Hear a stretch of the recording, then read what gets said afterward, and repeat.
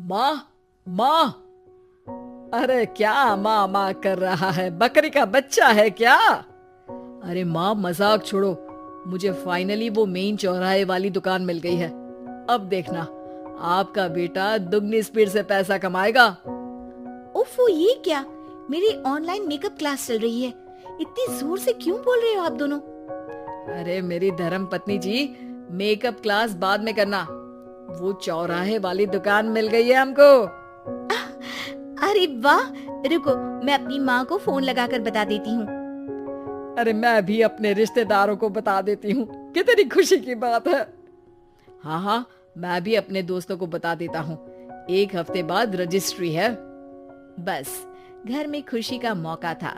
उन तीनों ने अपने अपने फोन उठाए और लोगों में बात फैलाना शुरू कर दिया। और रही सही कसर श्वेता बहू ने अपने पड़ोस में सबको बताकर कर दी। अरे वर्मा आंटी, अब हम भी जल्दी कार ले लेंगे। घर का रेनोवेशन होगा और ठाट से रहेंगे हम भी।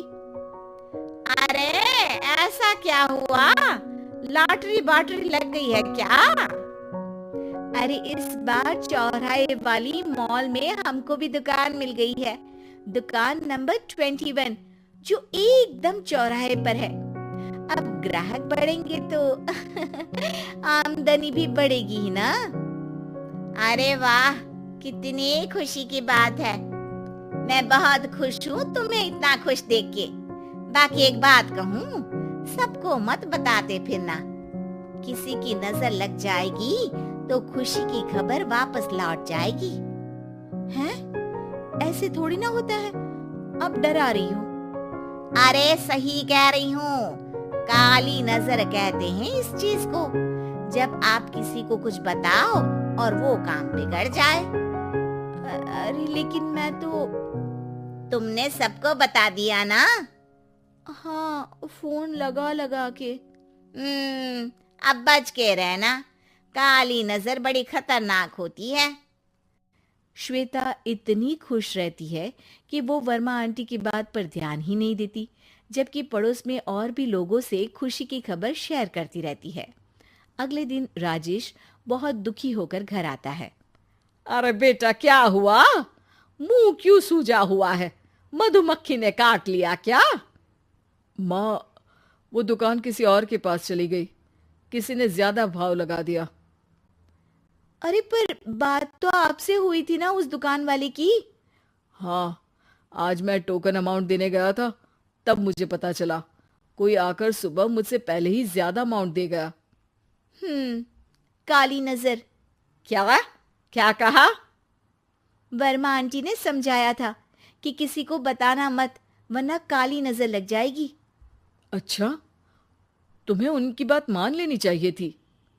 उनकी बात मान लेती, लेकिन उसके पहले ही सबको बता चुके थे ना हम तीनों। अरे अगली बार से ध्यान रखेंगे। कोई भी नई चीज होगी तो किसी को नहीं बताएंगे।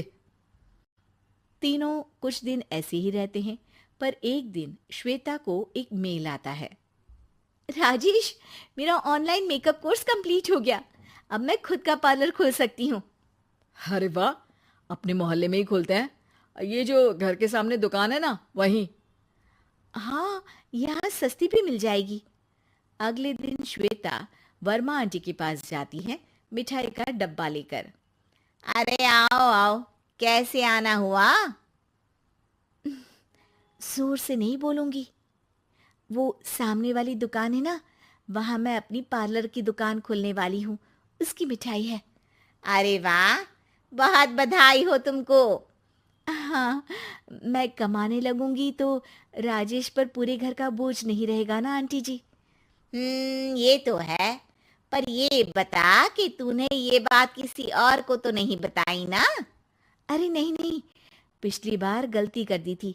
काली नजर लगी किसी की और राजेश के हाथ से वो दुकान चली गई थी। सबको मत बताना।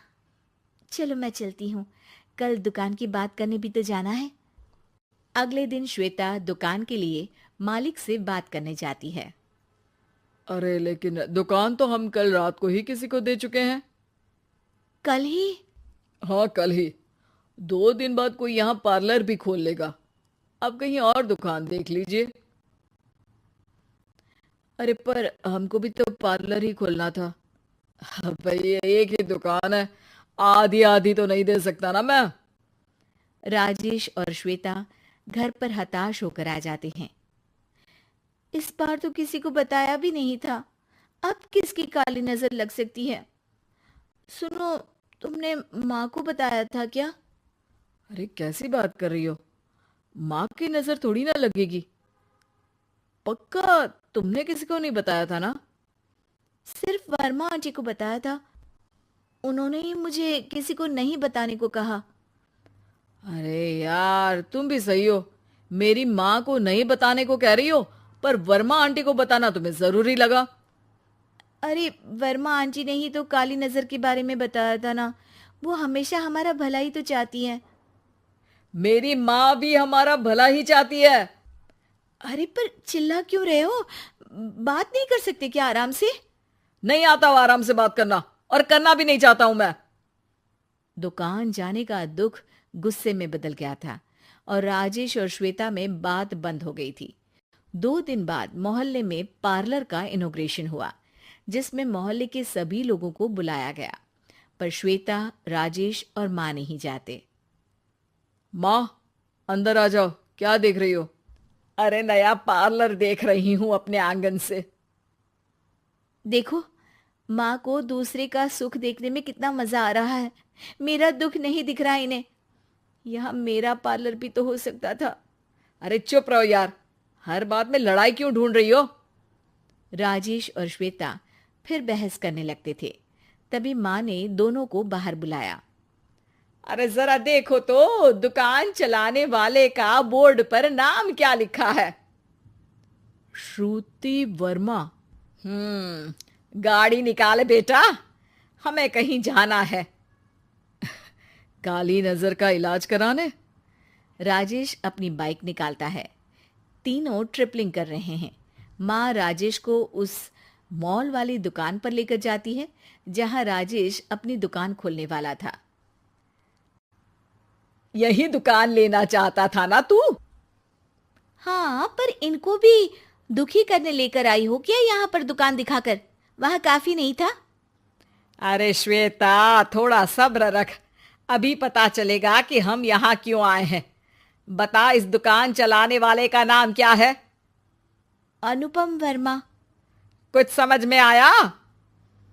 वो दुकान वाली श्रुति वर्मा, ये दुकान वाला अनुपम वर्मा, और हमारे पड़ोस में हमने उस दुकानों के बारे में बताया किसको था? अब वर्मा आंटी को। मतलब वर्मा आंटी ही हमारा काम बिगाड़ रही है? नहीं नहीं, ऐसा नहीं हो सकता, ये बस इत्तेफाक है।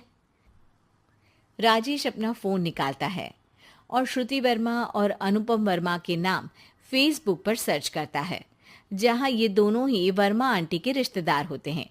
श्वेता को समझ में आ जाता है कि वर्मा आंटी की ही नजर काली नजर है। अब क्या करना है?